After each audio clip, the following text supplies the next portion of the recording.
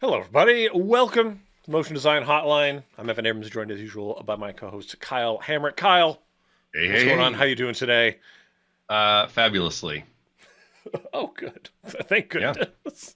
yeah. If people are watching this, it's our off weeks, the ones where we're hanging out here on the in the back alleys of the EC Abrams Behance channel, kind of a dingy environment where anything could happen. Violence lurks around every corner. But today, we're Yikes. gonna, I know, it's around every corner. I'm trying to set the mood, Kyle. What sort of mood are you hoping to set exactly? I don't know. It's a sense of adventure. But Okay, today, fair enough. we're going to be getting into some unexplored territory. We are going to be opening up the After Effects beta, or beta if you're in the UK. I'm not. And neither of us are. We could just appropriate UK pronunciation of things to appear, I don't know, more I clever. do like that pronunciation of beta or beta, specifically from BattleBots, because there's one that's a hammer-based combat robot, and it's called beta. So, Oh, because it beats things. yeah. I get it. Ugh, BattleBots. Anyway, just fond memories of BattleBots. See, we can do whatever we want here. That's right. There's no rules. We're not beholden to any kind of time frame. So we're gonna talk about some features that are in the beta. If you haven't accessed Adobe's beta apps before, we're gonna talk a little bit about that kind of stuff. Hmm? Do we have any other housekeeping things going on? I don't think so. Does saying hi to people count as housekeeping? Sure. Hello, hey Kendall, Okay. what's going Hey, on? Kendall. And if people are hanging out with us, let us know who you are and what you're doing in the chat, and tell us what you're doing on your other screen while you have this on.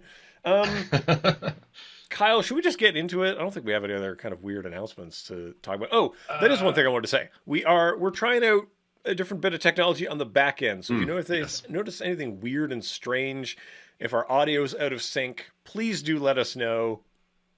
Anyway, we're tentatively using Zoom to facilitate some of this. But if you're if you're a real news watcher, you're gonna know that that may not be long for this earth either. Kyle, let's look at your screen for a moment. Okay, fair enough. Yeah. So, as Evan said, we're going to be doing stuff in the After Effects beta today. And just in case you are not familiar with that, several of the apps have beta versions that are available to anyone. So, in your Creative Cloud app, if you look on the left-hand side, down here you'll see beta apps. And you'll see that there are beta apps available for After Effects, Premiere, Photoshop, Illustrator, Character Animator, several other apps here. So, and you've seen us maybe do some of the Photoshop beta stuff for the new generative fill, which is only available in beta right now, not yet in the full release. So, if you want to be able to play with these features before they are in the public release and give Adobe feedback on them, so on and so forth, that's where to find them. So they install alongside your normal version. It does not overtake your current release version. There'll be two separate things. Yeah, And and I say people are one probably important note, most interested in the Photoshop beta because that's getting a lot of play, yeah. right? Anyway, One sorry, I important interrupted. note, at least with After Effects right now, is they try to keep the project versions so that they work together, but every once in a while, some kind of feature that they're working on makes it so that's not the case. And I believe right now, beta After Effects projects are not openable in the full release. So just kind of be aware of that. You can always down save. You do File, Save As, and then you can down save it as a previous version. But obviously, if you're using a beta-only feature, that won't be available in the public release. But just so you know. Yeah, and so the beta is 24. The current public one is Mhm. 23.5. So, I will say some people also sometimes have sort of stability troubles that are actually things that have been solved in the beta. So the beta can Yes, sometimes be, depending on your setup and what's going on, maybe even be more stable than the current public perhaps. version. So anyway, it's fun to have them both. Yeah. I don't. If you have a large hard drive, do whatever you want. Be crazy. Just luxuriate in all these lovely new things. Speaking of new things, Kyle, what is this thing that's jumped out for you in this? Sure. more in this Well, latest thing. so I have been playing around with the 3D model import, which has been available in the beta for a handful of months right now. And it's definitely still being developed. Like in the current beta release, there's no shadows available, for example. But, excuse me, I have a cough drop today. Apologies. But the After Effects team is working on these and being, fairly open about some aspects of the development of this 3D engine. So you can follow along on the Adobe forums and stuff like that and give feedback there if you want. Anyway, so I had made a berry-based animation a couple weeks ago, and then for some reason I felt compelled to make another one with corn. So here we are. And I'm all about puns, obviously, so the cornier, the better. So as you can see here, we have multiple 3D objects. We have a couple copies of this corn cob, and you can see the leaves here are not rotating with it, but then they're kind of moving together. A couple copies of that, and then I have this corn kernel kind of in a ring here, and you can see those are sort of intersecting themselves in a what feels like an appropriate way, right? Going behind some of them and in front of others, so it's respecting Z space. And this is all done 100% in native After Effects. There's no third-party plugins happening. And while I use some other 3D apps to create and sort of stylize these elements, they're just coming directly into After Effects and being used right here, as you can see. So we'll kind of walk through that. And Evan, feel free to kind of ask leading questions or heckle or whatever makes sense here. Well, I'm just trying to remember what that meme is where that kid is really excited about corn. I think it's just Corn Kid. Probably just Corn Kid. If you check out this video over on my Instagram page, I used that exact song when I posted it. Yeah. Yes, it's just an adorable young man who's very excited about his love of corn. Oh, God, when I Googled him, the first response is, did the Corn Kid from TikTok die? I hope not. Fortunately, rumors of his death are not true. So, thanks, Internet. Yeah, thanks, Internet, for nothing. A brief bumming out and then immediate return to normalcy when you realize it's all made up. Kendall says he's a corn ambassador, but if she remembers correctly. So hopefully that's the case. I keep wondering if corn, needs a lot of hype down there in America. I mean, look. Yeah. So before we go too far off topic here, okay. I'll show you that I just grabbed this from Adobe Stock. There are 3D assets available in their free collection. Okay. So you just go to Adobe Stock and you can choose free right here, and then you can type something in. Type in corn, for example, and you're going to get a bunch of images, of course. But over here, you can choose what you want, and I wanted 3D. So, hey, there's corn and there's popcorn. Most of the things you're going to find on Adobe Stock are, they were made more for dimension. So they're typically not, they weren't really intended for animation, but, with a little bit of work, usually they'll be fine. So what I did, and I've done this with a couple models, if you use some of the Substance apps, or of course you're free to use Cinema 4D or Blender or whatever your 3D app of choice is, but I wanted to make myself use some of these apps. In Stager, Substance Stager, you can import the model and you can play around with the materials, which I did here. And you can also kind of see the different pieces and toggle them on and off, which is really helpful in this case because when you import these to After Effects, you don't have the ability to do any internal animation right now. You can only just sort of import an entire model and then you can move that model around. So let me hop back over to After Effects for a second and I'll show you here. I have the husk as one piece and then I have the corn as one piece. Okay. And if you look at this, you'll see the corn is actually rotating and the husk is not rotating with it. Those are both parented to a 3D null so that I can kind of manipulate them together. Right. But just kind of be aware of that. If you want to do something like a laptop opening up, for example, you'd have to export the bottom as one piece and the top as one piece and then set the anchor points and rotate them. Okay. Okay. So I don't know if that's something that is anticipated to change. Obviously, After Effects is not a full 3D app, but being able to bring elements in, move them around, as with everything else, is really handy. So there are plenty of assets available on Adobe Stock, again, for free. With the Substance apps, there's a whole huge asset library there as well. And I'm just looking at food here, and you can see all of these. And they have tons of materials available as well. So you can see, unpainted foods? Like they seem all very neutral food. Mm-hmm.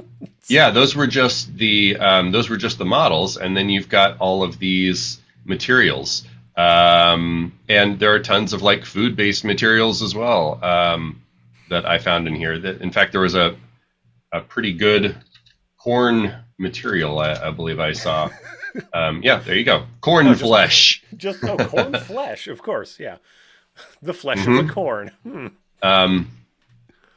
So obviously, there's plenty of other websites that you can go on and find 3D models, either free or paid, but just be aware that you probably have access to quite a few of these already.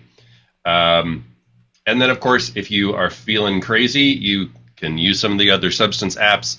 I decided to model this corn kernel from scratch because why not? I haven't used Modeler too much, but it's pretty interesting. It's kind of like a clay shaping app almost. Okay. So let me just kind of do a quick demo here. A little bit. I haven't used ZBrush too much here, but see, I can kind of like grab sections and like pinch and punch it and like carve away here. Obviously, I don't want that, but I'll just undo. But you see, I made a round thing, and I pinched up the top, and then I kind of made a divot, right? And then I brought it over into the Substance Painter app and painted a little bit of color and texture up there at the top. Ooh. Now, is this just like you're airbrushing something in 3D? Like you're just painting on the model, right? Exactly. Yeah. Okay. So here, let me show you real quick. I'll just grab another brush and maybe make it red just so you can kind of see it. So you can paint over here on the mesh, or you can paint directly on the model, which is pretty neat. And then you can kind of be painting, in 3D space. Obviously, this is a fairly simple thing, but it's pretty satisfying to be able to like paint directly on a 3D thing. If you're, a big time 3D user, you might find what I'm doing here being a little bit quaint, but hopefully for some of you it's very inspiring and will bring you some fun. Well, I was going to say, it looks nicely unwrapped. Like it looks like a cohesive, understandable UV unwrap there. So that's something. Is that automatic? Yeah. Do you have to do anything for that? Yeah. Yeah, it just did this itself. And I will say the first time I tried to push this all the way through, there was a little bit of funkiness. I had to kind of, make sure I simplified this a little bit and didn't have like 80 bajillion polygons going on and all that. Right, right. So, you do need to be mindful of some of that stuff. Yeah. I'm going to go ahead and close some of these Substance apps, unless there's a question here. Well, I was going to say, if anyone in the chat wants us to do anything specific, call it out. We're here to operate stuff. Yeah. And hello, Alessandra. Thanks for jumping in and joining us here. But yeah, let's save some of your CPU. Stop cooking your computer. Yeah, exactly. Running all these things and the Zoom screen capture and all that is making me chug a little bit here. The one thing I did want to kind of point out for Stager, even though I just turned it off, the main thing I'm using Stager for is just to open the model, turn off certain parts of it, and then save it as, say, husk, right. And then turn off the husk and then save it as corn. And that way you can just kind of open it as different pieces.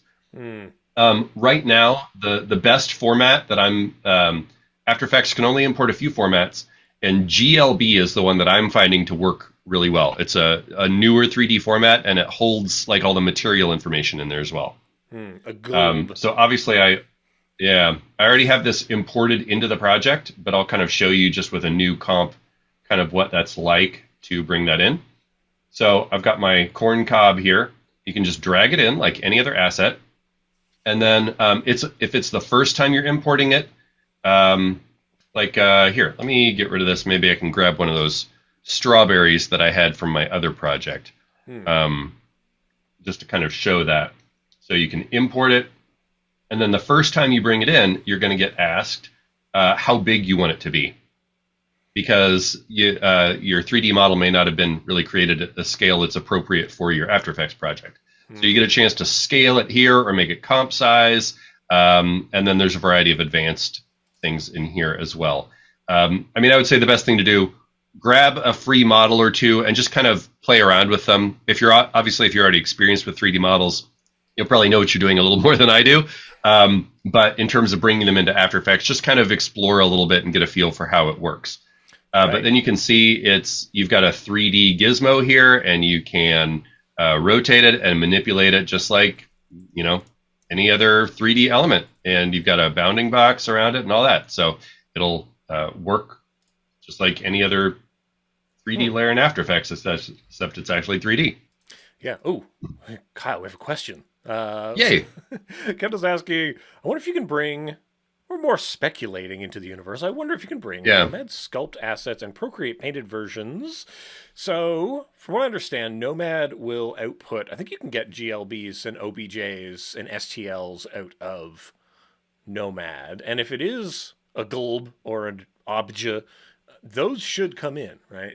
Those should be universal. Right? After Effects will take OBJs and GLBs. Stager will take a ton of those. I've been using Stager largely as kind of a conversion app, like conversion and separation.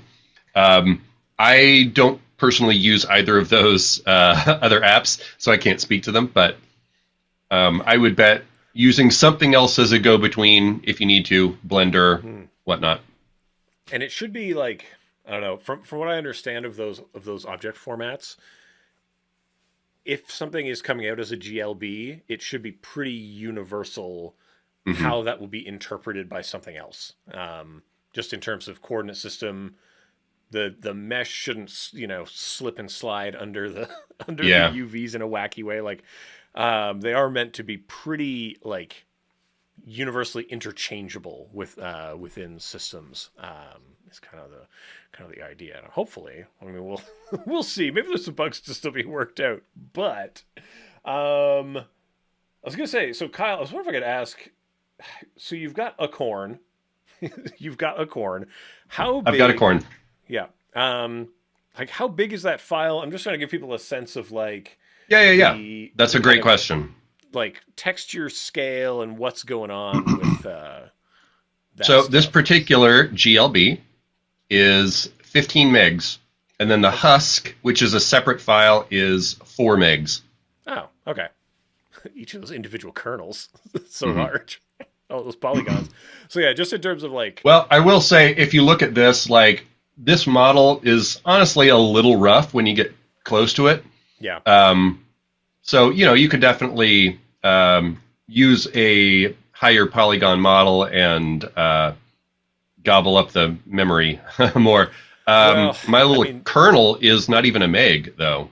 Right. Well, the other thing is that like things like bump and displacement that in a 3D context would be offsetting from the model fidelity into a texture fidelity.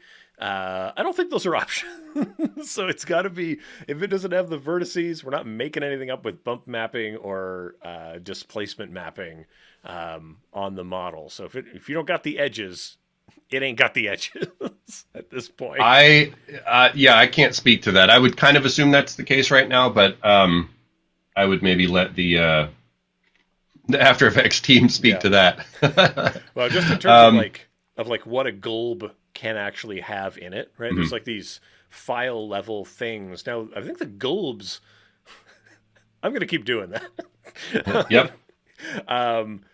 So, how much like glossiness or roughness information can you pass through? How much texture or illumination or all this stuff? Like these are all, if people are wondering like, what's one file format versus a different one? It's all these different channels that you either can or can't pass. But, I mean, we have 3D corn. I don't know what else people could possibly want from that.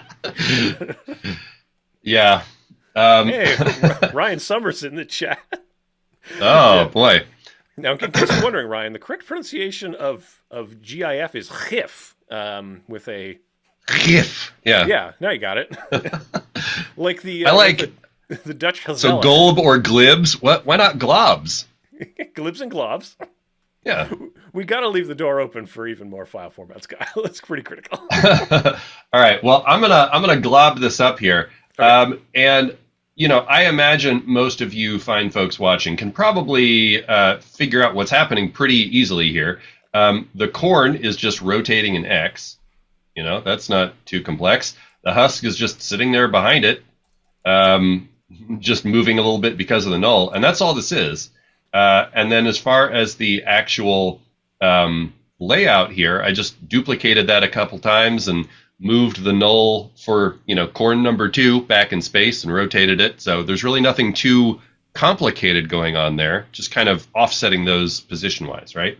Yeah. For this kernel, if you saw my berry post, this is pretty much the exact same thing.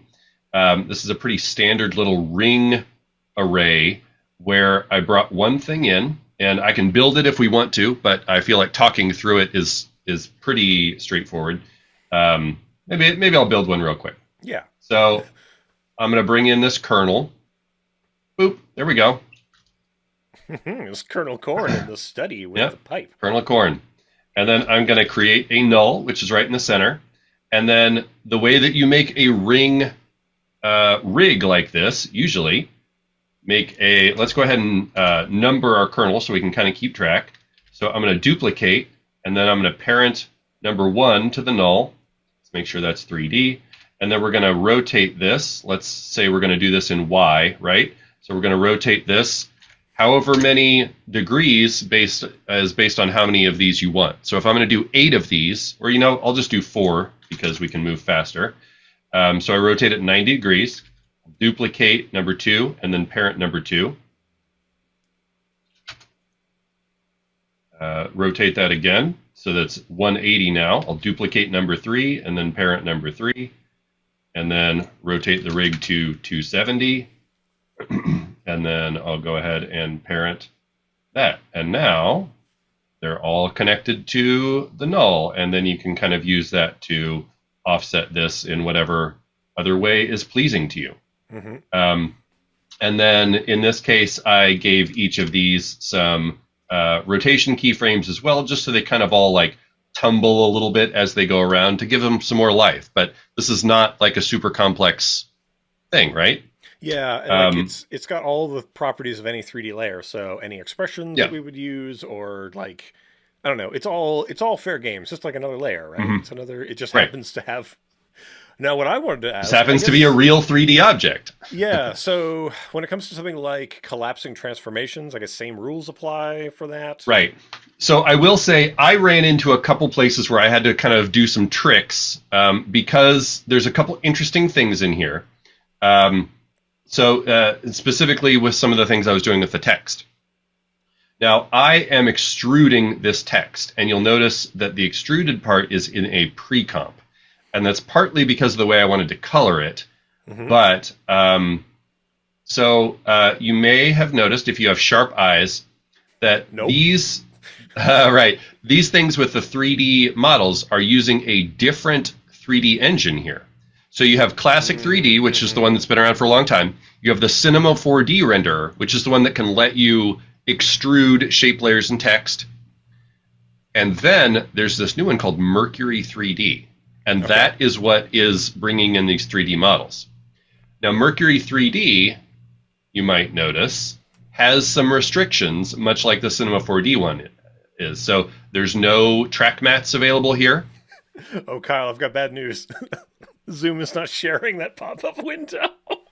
Oh, really? Oh, that's a shame. Yeah. We'll have to take your word for it. Which pop-up? The menu? Yeah, the one that should say all the things that are enabled or disabled on it. Oh, well, I didn't pop that menu up. Oh. But the short version is that all effects are disabled.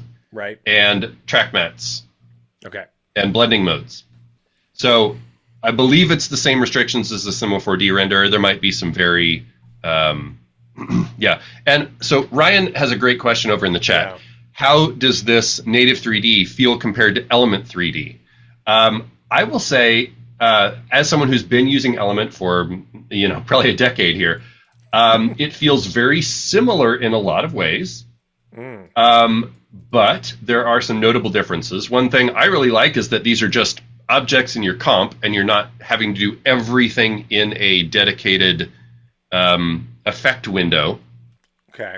And you don't have limits about how many objects you can have. Right. It should be same as number of layers. Right. But obviously, Element can do some things that this can't. Like, you can feed Element a text layer and then extrude and add materials to that and stuff directly in Element. So, whereas here, you need to do any kind of that modeling and material work in a different app. And then you can just bring it in here and say, spin it around. Okay? Yeah. So I definitely won't say that I will never touch Element again, because it has a lot of uses. But also, Element hasn't really been updated since it came out, which was like 10 years ago. Yeah, a lot of the other contenders would be things like Stardust or Helium. Yeah. And all of these they all treat it like whatever the model is as a particle, right? So you could do... Exactly. Element could do like arrays and grids and pushing things around, right? Right. Element would build this very easily, because you could just give it one kernel and then say that you want it to be in a ring, and then just kind of push it out, and then you're spinning that as one object. But like in Element, to be able to get the individual control to have each of these kernels tumble in a specific way, you could tell them to do it randomly, but if you wanted to have individual control over them, that starts getting a little trickier, and you have to do these pretty convoluted setups to do that. So, there's that. Personally, I feel like this is pretty responsive. Obviously, you're seeing my screen as I'm trying to, Zoom is trying to choke my screen signal through and all that as well. But I feel like this is quite responsive. These models aren't particularly huge. But I did want to point out that some of the shortcomings, which are some of the mixture that I had to do here to get these different elements to play well together. So looking at the text here, I extruded this text, and you'll notice you can use the Mercury 3D engine to do text and I believe shape layer extrusion. But I wanted to use some effects to color this, which is a no-no on that. Right. And so I've been using this trick for years with the Cinema 4D engine as well, which is you can push it into a pre-comp and do your extrusion in there. And in this case, I wanted to kind of have it lit differently from the other layers so that I could kind of have a specific kind of fall off on the extrusion. And then I could add a tint to it so that I could kind of get exactly the look that I'm after. And then I have another version of the text that sits on top, and then one that sits sort of on top of that to give it this texture, right? And then another one that sits behind to give it this shadow. So this was me just kind of building up looks on a couple layers in ways that were just kind of necessary there.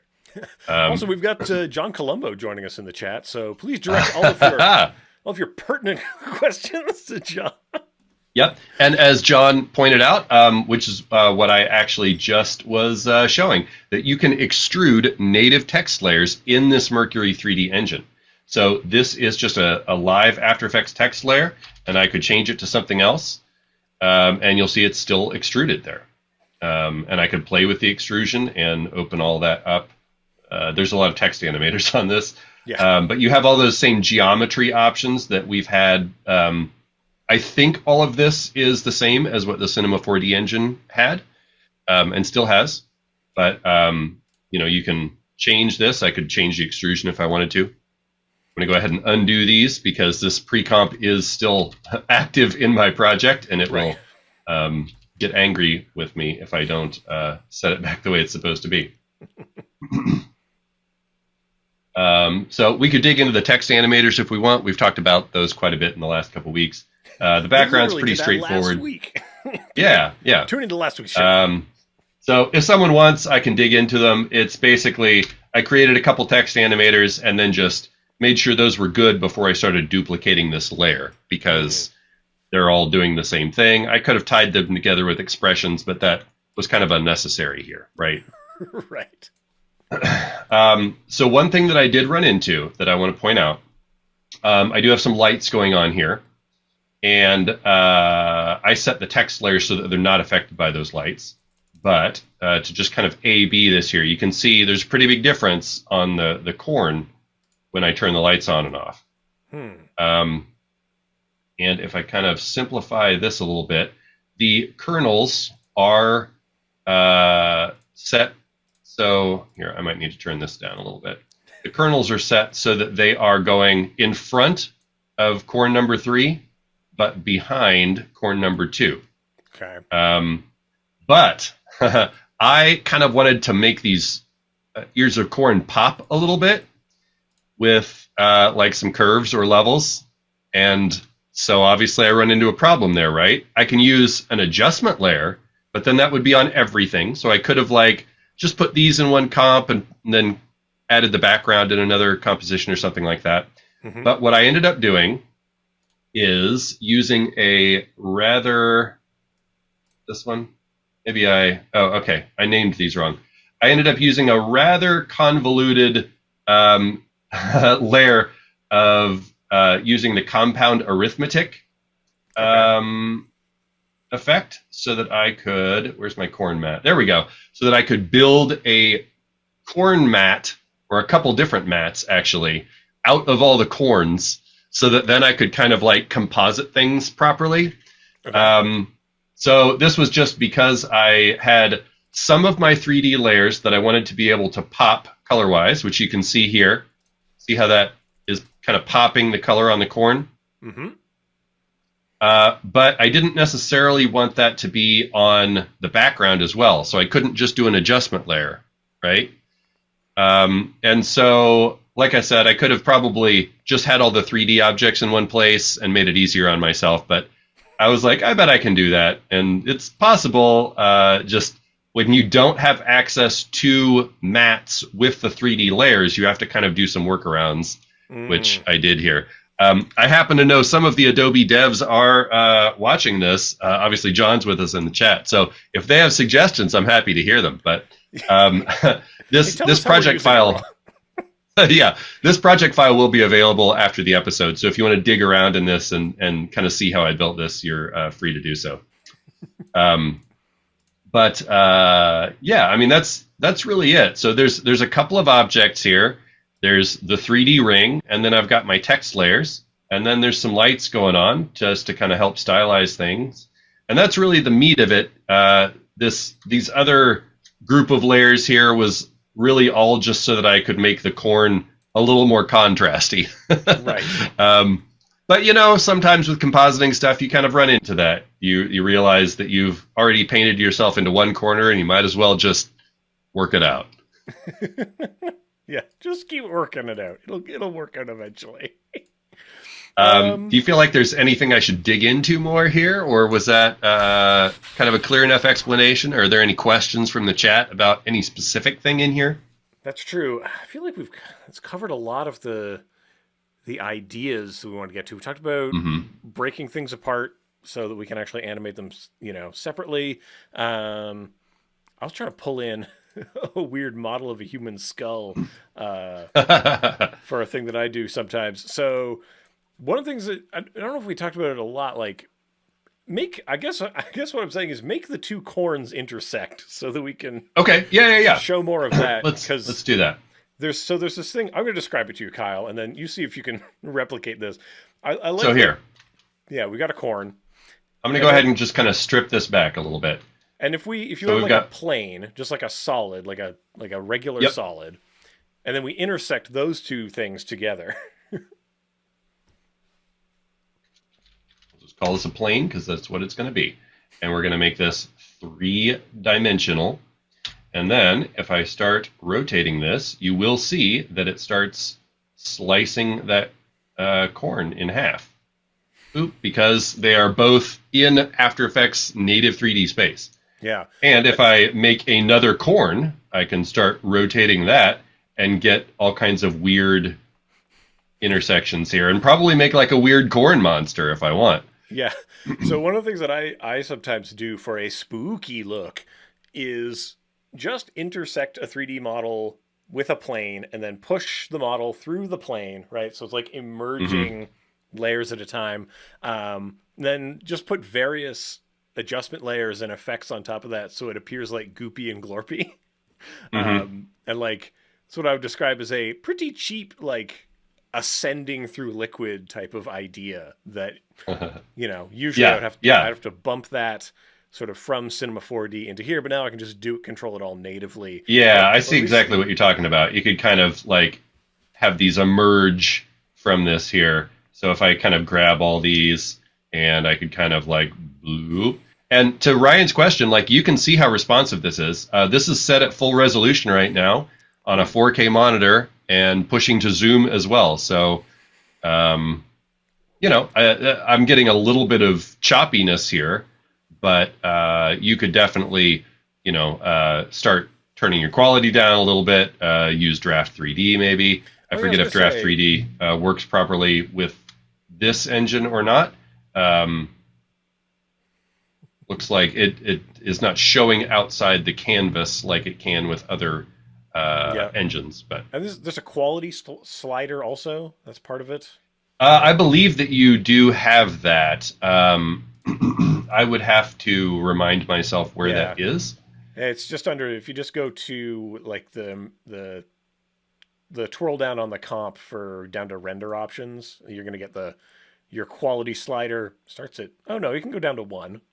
Ooh, from 1 to 300. I don't know what it. Yeah. Is I don't, it? Sorry. Is it under composition settings? Yeah. yeah. 3D render probably. Yep. And then you set the one that you're on, and then options. So yeah, I'm at the lowest quality right now, which was fine for this. Think of how much more corn quality you could achieve, I Kyle. know. Well, I'm not going to push it right now, but I could definitely see because I assumed this was more about the model, probably not being made for super tight close-ups. Hmm. Um, but you could be pushing this a lot higher if you had the right assets for it. Well, I'll say that if you're in the Cinema 4D renderer, the slider kind of tells you what's being turned on and off. I have no idea what that Hmm. slider equates to in this version. You'll have to read the Yeah. documentation more closely. Yeah. But Well, here's an about. It just says what it is.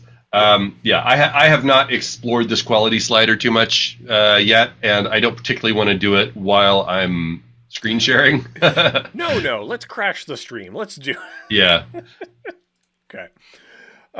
Perfect. And we're kind of past the halfway point, so we might as well jump into the other kind of big. Yeah, I'd love to see what you have here because your these 3D features have been out for a couple months, like I said. Yeah. These are in active development, so if you keep tabs on this, you will see new features being added to this probably soon. We'll see. Yeah. As it But goes. yeah, the thing Evan's going to show, I believe, just came out late last week. Yeah. Stay tuned to your tweets. So, sorry, your exes or whatever. I don't know what they're called. Yeah. I don't want to get into it. Anyway, Kyle, I've got some various footage of corn. Here's some corn. Here's someone. Let's see. Oh, so this is like a hero shot of corn. Here is a person maybe blogging about corn. Those aren't corns. I don't know why this came up under the corn. There probably are corn bloggers somewhere, right? People need to know about corn developments. I'm not here to talk about corn factors, but here are some wee baby corn plants. And here is someone that I'm going to assume is really enjoying like Farm Simulator 2024. I don't want to dunk on Farm Simulator. It's a pretty good series of games. You'll see tractors the likes of which you've never experienced. But yes, here's someone precariously eating popcorn, proffering it to themselves. Anyway, I've selected these clips for an important reason, Kyle. Not only do they feature corn, What might that be? so not only do they feature corn, but they also feature things that are, we're going to say, Rotobrush challenging in them. Aha. So this person here, they display a few of the troubles. Look, people of the chat, we don't want to start a thing about Iowa corn versus Nebraska corn, please. You know what? Maybe we do. Yeah, actually, go ahead. Let the fight begin. Whoever wins, we lose. Wait, is that footage of me? I have this image of Kyle playing Farm Simulator 2024 as he gazes around all of his various cornfields. Ooh, corn over here. So the reason I selected this is because this gentleman has Kyle-like hair, as you can see, which is often a problem for rotoscoping, right? And there are very similar gray values where the headset here, right, is literally intersecting. So like this bump of hair is going to be then removed and then replaced as they tip their head around, right? So that's something that the Rotobrush has historically required help, right, navigating. What else we got going on here? We've got these little corn plants, which we got great contrast between the foreground and background. Yep. Loving that. But in terms of propagation, this is a sped up piece of footage. So it doesn't have particularly natural movement all the time between the different frames, right? If this were a 60 frames a second, nice slow undulation of the fronds or husks or leaves, I don't know. I'm not great with agriculture words. So in this case... Things, I think, is the proper term. I know many of the words, I just don't use them correctly. I'm more of a poet than anything else. So anyway, that's another challenge. We're going to see how well we do with that. This person, not only are they observing some, we'll say some crops. Maybe those are strawberries. I don't know. But they happen to have challenging hair, we'll say. This kind of very stranded... Right, this, and up here, even the wispiest of light toe-headed hair on the outside. I guess I could just say toe-colored hair. I don't have to say toe-headed hair, but anyway. And then, of course, here we have a cob exhibiting the same type of strands coming out, equally. I don't think you're going to get all those. Some of those are kind of blown out, but we'll find out. Yeah. So. We're in the beta. We talked about getting the beta on here. All you got to do is grab your Rotobrush tool. You want to double click to make sure you are in footage mode. Probably soybeans. Shout out for soybeans. Lots of soy being grown around here. So I'm going to just take my Rotobrush and give a little paint on the thing I want to keep. And right away, you're going to come over to your Rotobrush and Refine Edge version 3. You can dial it back to version 2. You can go all the way back to Classic, Rotobrush Classic if you want. Which is, I find interesting because we can do our drawings of areas. Now, if you haven't used the Rotobrush before, it rewards a kind of gestural movement to this stuff. Trying to select... as broadly as you can. Oop, there's a little oopsie. Yeah, and you're not painting the edges. You're painting kind of the object itself, and it finds the edges. That's right. I'm going to say this and that, but not this. So far, so good. I'm going to give it pretty top marks for what we're looking at so far. So this is coming in like that. And then what we want to do is propagate. So we propagate this. You see this little gray bar down here at the bottom, everybody? This is the length at which this span will be propagated. Let's do 1 second of this. Bing! I have to make the ding noises myself. But anyway, so this is an John, HD... you could add those ding noises, probably. That seems high priority. Don't get sued by the Easy Bake Oven people. They may have a proprietary ding that... True. Well, but if they recorded you dinging just now and put that into the software, that should be fine. True. Because yeah. Okay, let me give you a couple clean dings real quick here. So that's the basic stuff, right? We've got this Kjorn chopped, and if we come back into composition view, here's our corn. I'm going to duplicate corn cob. I'm going to, just put in some text, and we're going to say corn, exclamation point. And we'll just put some corn back there. And this is just so that we can kind of tell how that boundary is looking, right? I always recommend doing stuff like this. Put in placeholder graphics, do whatever. Look, I'm going to admit And to you. honestly, the more obnoxious color, the better. Yeah, Usually. well, primary colors work pretty nicely. So this is, totally redded out. Bright pink works really nicely. And so let's have a look in here and see, like, okay, I wish this could do better. So we'll do exactly that. So we're in this corn. We are going to observe Rotobrush like this. So there's a lot of modes that you can use to kind of observe our work. So you can see I'm kind of toggling them on and off down here. So whether you like a nice alpha boundary, whether you like a nice alpha, however you like to spot check this stuff, toggling between these modes is going to help you out. But the thing that we really need to do is get into the advanced mode with a little refine edge brush. So I'm just going to start painting in the edge, and I want to make sure that I'm sort of starting from that first frame that I painted on. So we're going to just say, okay, we beefed it on this area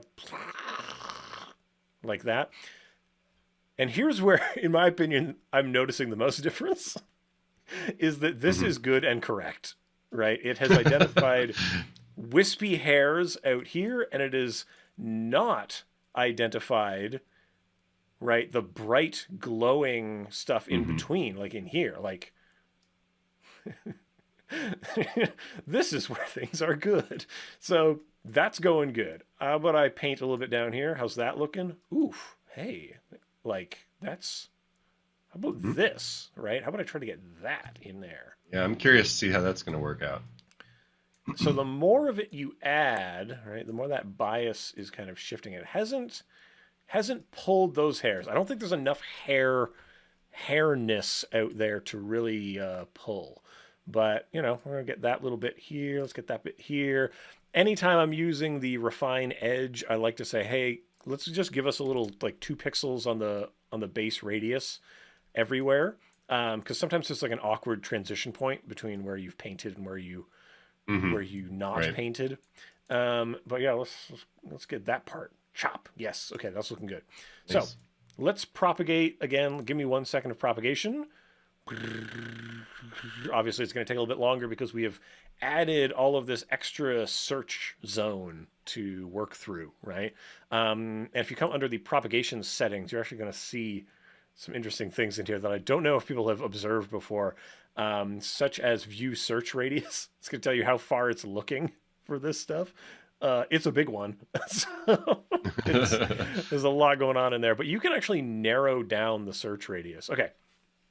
Well, ding, it's done a pretty good job. I'm going to just jump right back into the composition view so we can kind of see how those hairs are going over top of the word corn. Give us thumbs up for that. Yeah. But we can then refine it a little Silky bit. smooth, you might say. I wouldn't, but you can. So you can start to increase the contrast a little bit. Maybe we put that up to like 20% or something.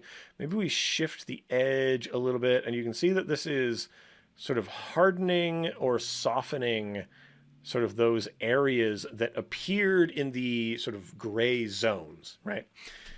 So there we go. That's my basic rundown. That's Rotobrush. Now, time for some compare and contrast time. Let's get into this. I'm going to try to do it by I'm going to paint this person. I keep going back to the wrong. There we go. Here's Cornoculus over here, and we will paint. We're going to paint Cornoculus, and we're going to see sort of how well the propagation goes on this person. So just try to keep in mind. I want to try to brush the same areas. And you're using the new version right now, yes? Yeah, so we're on 3, right? This we're going 3 style on this. Just real quick.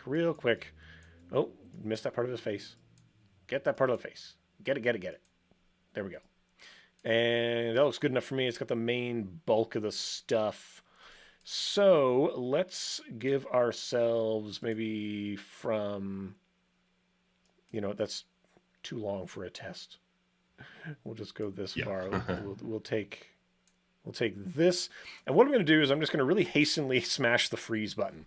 So I'm going to freeze down this one, and then I'll try it again with version 2, and we'll see how it did, right? That's kind of our idea. The difficulty is, measuring things like how many oopsies does it make? We're looking for how quickly it's going. So it's really a speed accuracy type of thing. So, we got some voids, right, that happen, right? This is the couch void over here that's happening. Any kind of triangles that are being formed. Obviously, those are danger zones. I'm not gonna take marks off for things that we know to be difficult. Come on. And realistically, for things like this, you should be probably touching this more than Evan is here. Every couple frames, you might need to check it and say, oh, there's a little dab that you need to fill in or whatever. Yeah. And then let's try the same thing. Reset the Rotobrush on this fella. Hit the old reset button. Oop. Unfreeze this. Unfreeze. Actually, what I'm going to do is I'm actually going to delete it so that there's no chance that there's any of the stuff in the cache. Yeah, no cheating. No cheatsies. So we're going to redo it again real quick. Paint over here. And we want to make sure we are on version 2. So that's the one you're probably most familiar with. I will say that when you're on version 2, up here it says quality, standard, or best. We're going to go with standard. I don't think we need to. Let's not go crazy with this stuff. And yeah, so get the pants. And all of this, to me, seems to be going exactly the same. I don't believe there's any particular difference when it comes to the sort of painting of the stuff. But that's looking pretty good. Oh, let's not allow this cushion to kind of no. stick to this. Although those cushions do look very corn-like, if I do say so myself. This guy's a corn freak. He loves the corn. Yeah. Okay, so now we are going to pinch this in, pinch that in. Remember what happened last time. Hit the freeze. Already I'm noticing a bit of a speed difference. Yep. But it's cranking away. It's also a good time to take some water. No void. It thinks this is contiguous. What a fool. This is going to be me at my most toxic and negative during this program, Kyle. So, let's compare and contrast, right? No void indicated, right? So that's not great. At least this one is saying like, oh, there's something there, right? There's something. It wasn't quite accurate, but it mostly got it. Yeah, which honestly, when you think about the various challenges of rotoing things, it's any time that a shape is becoming contiguous and then broken. That's confusing for all kinds of models. That's confusing for all kinds of people. It's. I used to have to do a lot of roto manually in the olden times, where it's a lot of hand cranked. Yeah. You got to go through one frame at a time and paint it.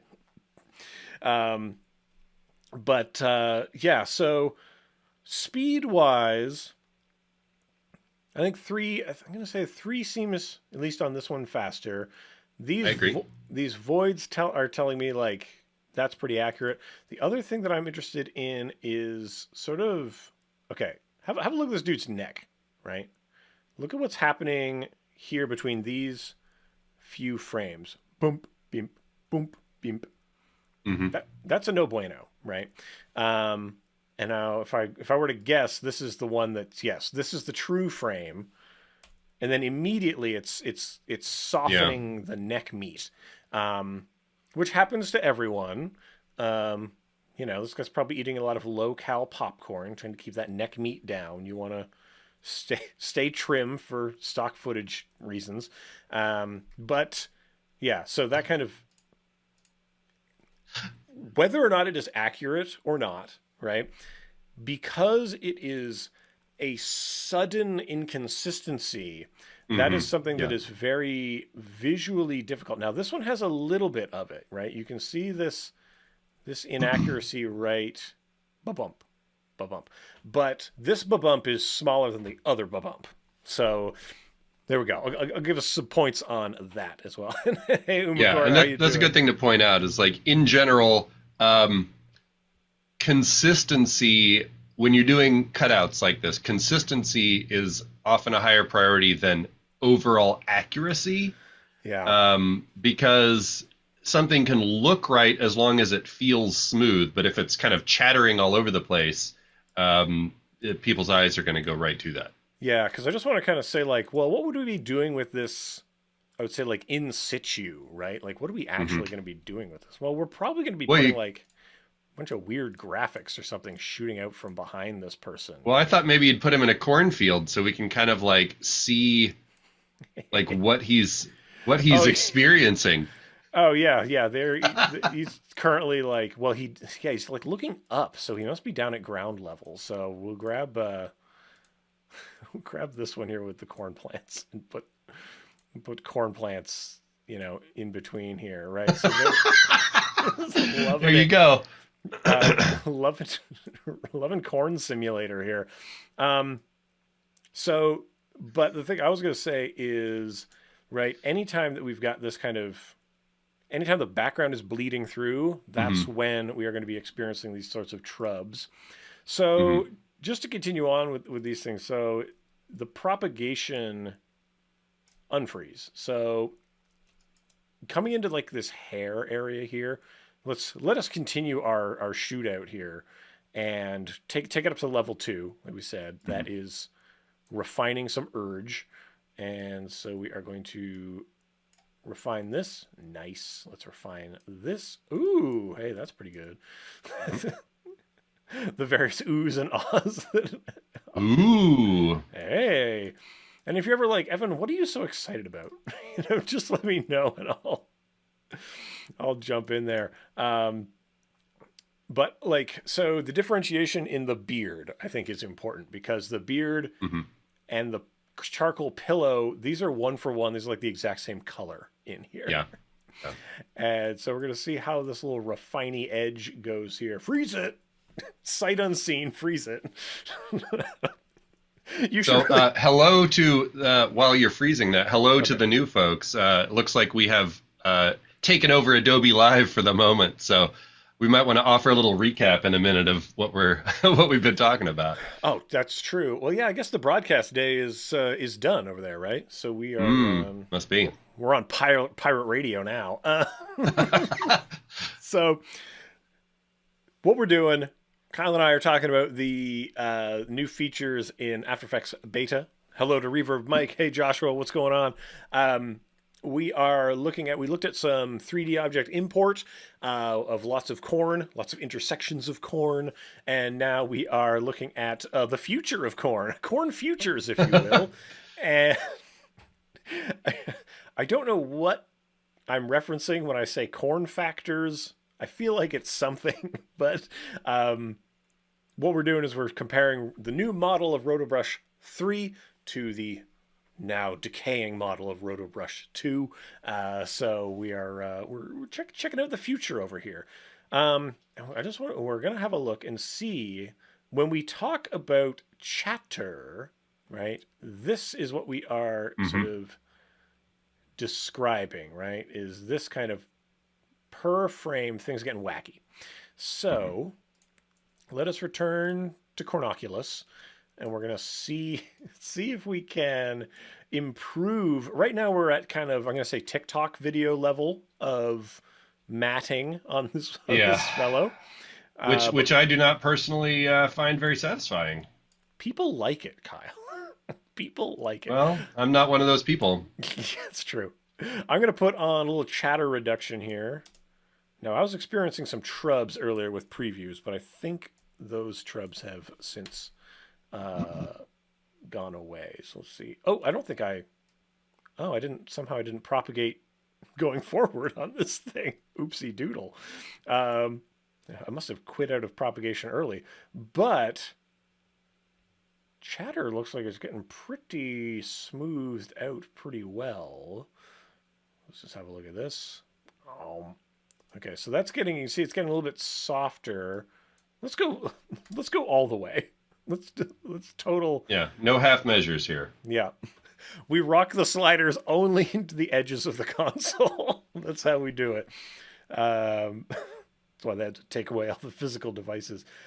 But you can see how that chatter, right, now looks more like undulating cloud, right, rather than flicker. Duck, duck, duck, duck, duck.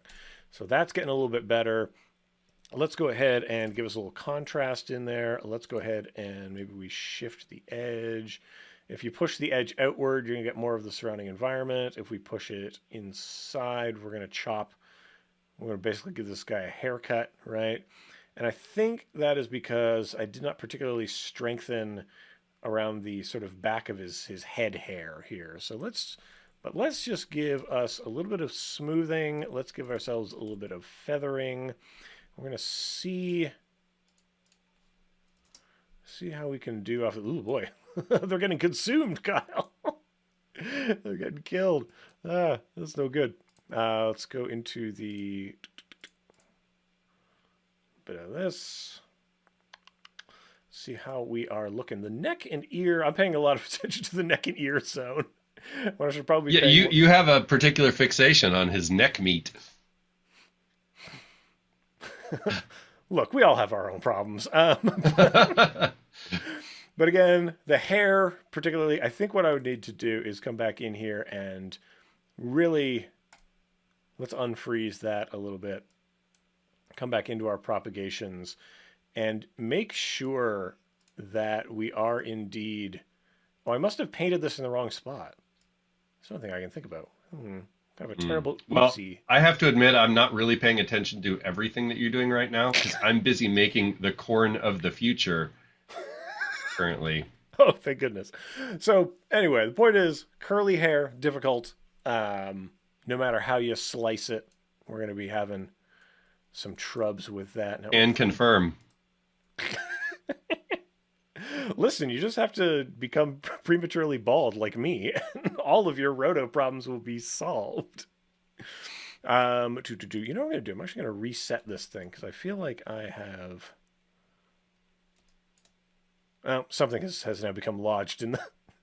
Something has become lodged into the cache on this one. Oops. Because you can see I hit the old reset button, but it's still holding spans and stuff in here.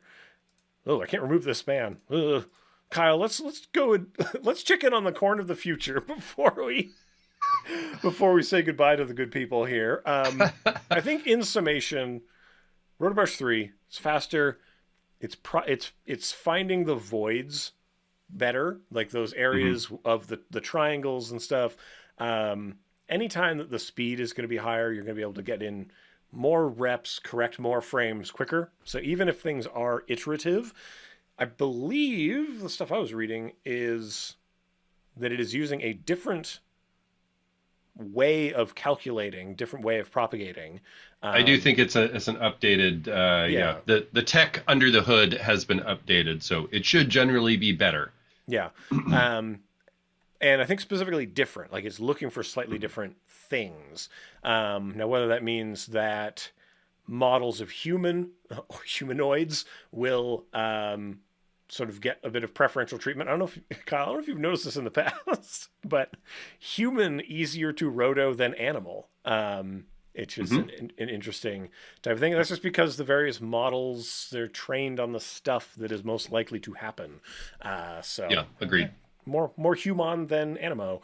But Kyle, corn of the future, what do you got for us? I've been just making some duplicates of this corn model. So if you weren't with us earlier, we were bringing 3D models directly into After Effects, which you can see here. I'll just kind of like futz with some of this rotation again. And obviously here I have them all intersecting in sort of intentionally bizarre ways. But I'm just using a couple of imported 3D models, and I just made a handful of rotation keyframes here to just make sort of a weird, futuristic cornstrosity. Yeah. Because it was really easy to do. And obviously these are Cool. intersecting in kind of silly ways here, and I'm intentionally being goofy, but yeah, if you want to be playing with any of these features, grab the After Effects beta. It's available to anyone that has a Creative Cloud subscription. Play around with this and some other things. If you click on this little beaker icon up here, it will always tell you what's new. And I'm obviously caught up, but if there's stuff you haven't seen, it'll be here in the new. And then you can also rate these features. You can give feedback on certain ones, but you can always go to the forums and give feedback that way too.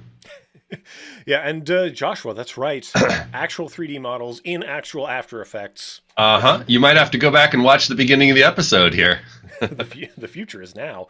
I was going to say, just to dovetail a little bit, our rival show, VFX and Chill over on Maxon. I think on Friday they were talking a lot about like intersecting of stuff, right? Yes. It was a lot of like,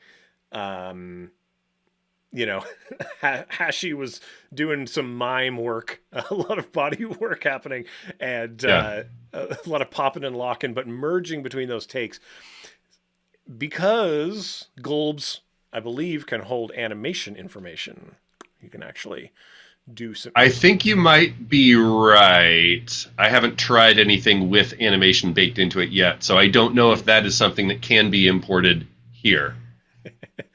But yeah, the idea is, right, you see this thing, it happens to be able to move and change and actually intersect with the actual geometry that we are experiencing. So that is, let's say, like an extra level of tool that we now get kind of natively within this space. And then all we have to do is kind of massage those intersections a little bit to get some wackadoo stuff. Because like, it is like a bit of a hard edge in here, but sure.